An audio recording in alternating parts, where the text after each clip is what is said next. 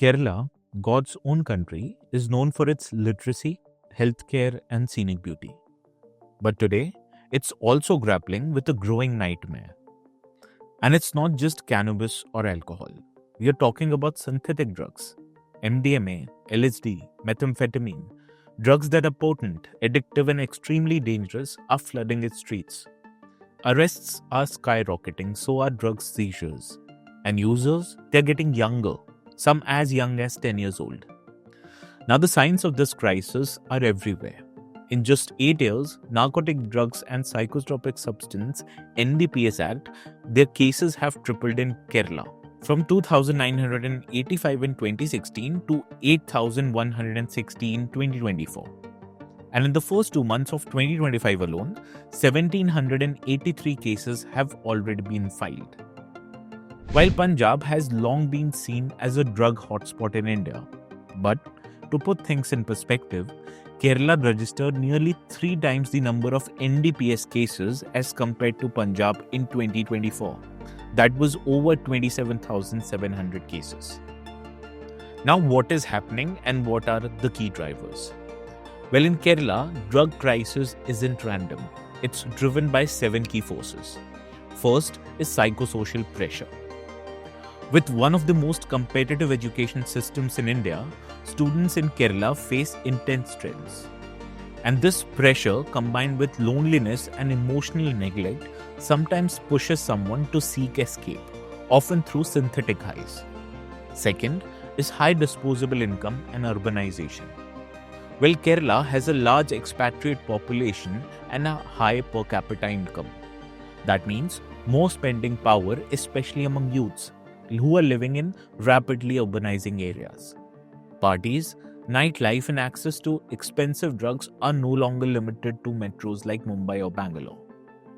Third are the smuggling networks, where Kerala's long coastline and excellent road and rail connectivity make it a soft target for drug smuggling. Well-organized networks are importing synthetic drugs through ports, couriers, and drug mules from cities like Goa, Bengaluru, and even foreign hubs like Oman. Fourth is digital drug deals. Telegram, Snapchat, Instagram DMs, and WhatsApp, they've become the new street corners. Encrypted chats, digital payments, and drop locations have made it easier than ever to buy drugs without getting caught. Fifth is inadequate early intervention. Well, most schools, they don't have trained counselors, and parents, they often don't recognize early behavioral signs. And that delay in detection can turn casual use into a full-blown addiction before anyone even notices. Sixth is peer influence and cultural shift. Well, there's a new subculture emerging, one that glamorizes pills, parties, and altered states. Peer pressure have also played a huge role, especially among teenagers who want to try something once or to be seen as cool. Seventh are the surveillance gaps. But despite Kerala's progress, its surveillance systems haven't kept the pace. Well, drug deals, they often happen in plain sight. For example, in parks, near tuition centers, or even school zones. And enforcement is still playing catch-up. Now, what is Kerala's drug of choice and why is it changing? Well, Kerala's drug of choice is changing. In 2017, only 107 grams of MDMA were seized. And in 2024, over 3.4 kilograms. So popular synthetic drugs that are now in demand in Kerala, they include MDMA, also known as ecstasy, methamphetamine, also known as crystal meth, nitrazepam, as well as LSD, who have stamps of names like Parvati's Tears or Tesla's Pill. Now, how are these drugs available in Kerala?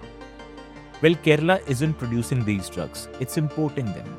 And entry routes, they include ports in Maharashtra and Gujarat, couriers from Oman, and drug carriers from cities like Bengaluru, Delhi, and even states like Goa. For example, a Nigerian national was arrested in Delhi for supplying MDMA to Kerala. He bought them at 700 rupees a gram and sold it for about 1500 rupees a gram. Now, what is the state's response or the response of government of Kerala against this war on drugs? Now, the Kerala's government is indeed fighting back.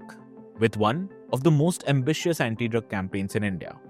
It has started this with establishing a think tank for youth and narcotics, which is a 40-member task force to monitor drug trends, school violence, and even developing a real-time strategy. Second is a massive education push. Over 4,400 school protection groups and nearly 1,800 anti-narcotic clubs work on awareness, peer support, and early detection. Third is digital watchdog tools, a new anonymous web portal which lets everyone report drug-related activity. Fourth is political and religious unity. As leaders across parties and faiths, they are publicly speaking out in unison, seeking political unity. Fifth is border and street surveillance. As police, they've ramped up checks at borders, stations, beaches, parks, malls, and even in school premises. Sixth is community vigilance and reward programs. As CCTVs, they've been set up and public tip lines are helping to identify local drug dealers. Seventh is Operation D-Hunt, which was launched by Kerala Police, and it was launched back in January 2025. And by March the 31st, 12,760 cases have been registered and over 13,400 people, they have been arrested. Also, you have to remember that Kerala has one of the highest conviction rates in the country, which stands at about 98.19%. Now, this shows Kerala is waking up.